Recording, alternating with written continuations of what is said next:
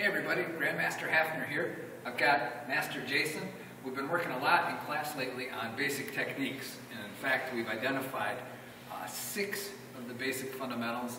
And as you know, we've been spending a lot of time working on them in class.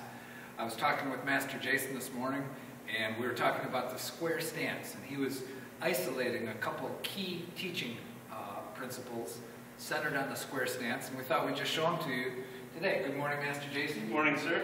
We're going to talk about square stance. Yes, sir. Why don't you show us, first of all, why don't you get in a good square stance? And if somebody is familiar with square stance, they would know that that stance should be about twice as long as it is wide. And so, Master Jason, what's one of the principles that a student would want to keep in mind? Or what's one of the mistakes that's easy for them to make? So one of the mistakes is to get your feet in a straight line this way. Mm-hmm. And so what we've been telling everyone in class is to widen your stance. Yep. If you look at Master Jason's feet down here, they are shoulder width apart. Like pull this left foot straight back. Yep, you can see that this is about his shoulder width here. And when he steps out in the square stance, he maintains that. So shoulder width for good balance. You notice that he's not easily knocked off direction from the side. An indicator that your stance would be too narrow. Master Jason says you don't want those feet in a straight line. One of the things you could tell if you're doing that is that somebody could come up and just easily knock you off balance.